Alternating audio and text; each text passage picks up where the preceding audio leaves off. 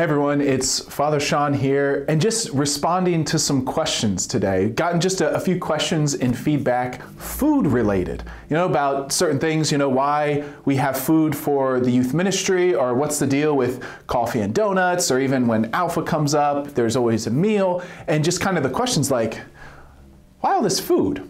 And it's a legitimate question because it costs money to feed. It takes time to prepare the food. It takes extra time to clean up and to set up, and it's just a logistical thing. To feed people takes time. Like anybody that's preparing a Thanksgiving feast knows that there's just an added dimension when you feed somebody, right? If you're having people over to watch a football game, to feed them is going to just be an extra step. That's why it's so much easier to just say to bring your own.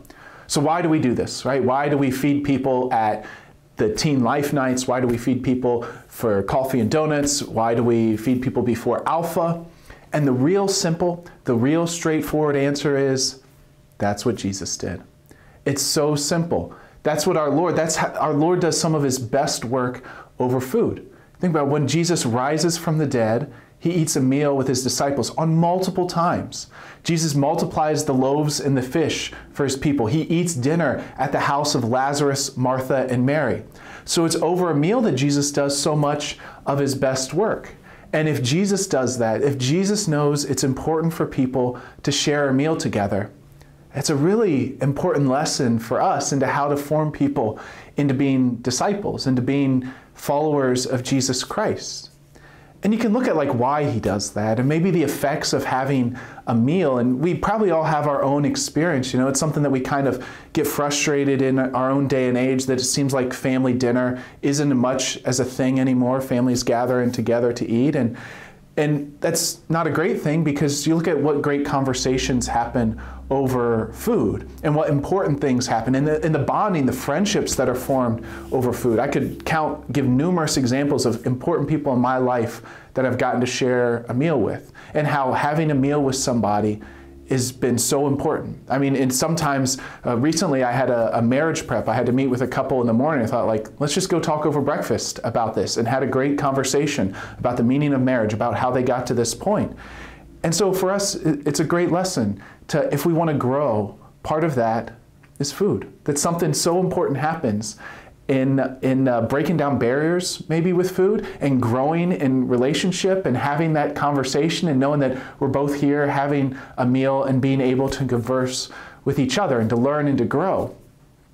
And so why we do this at youth ministry is so important, because it's not just that we want to impart information to our young people. Of course, there's a level of catechesis.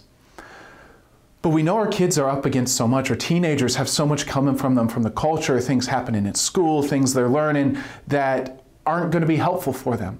So how do we equip them to best live their Catholic faith? One is going to be to teach them, but two is going to be to give them other people, to help them, to build friendships in their faith, so that when they're struggling and they say, well, I want to do this, they have a friend that says, you know what, we should go to Mass, right? We haven't been to Mass yet. Let's do that. And so that's why it's so important to form friendships, because it's not just knowing the faith. It's having people in there that can walk with us on the journey of becoming the beloved sons and daughters that God created us to be.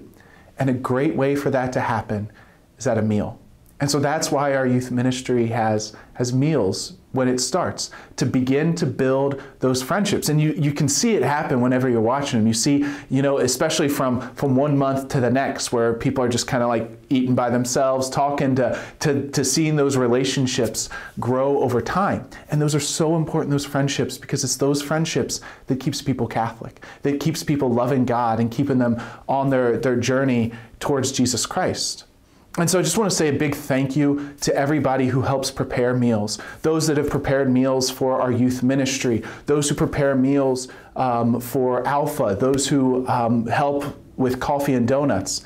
And if you'd like to participate in the youth ministry and preparing meals, which we need some help, we need some volunteers to help with that, you can contact Valerie Chrisman. So her email address is on this video, and then it's also in the bulletin, and she'll get you set up and get things organized with the schedule. So thanks so much for your generosity, and maybe just one other takeaway is to share a meal with somebody that's important to you and talk about the things that are most important, about our eternal destiny, about the love of God, and about our response to his love.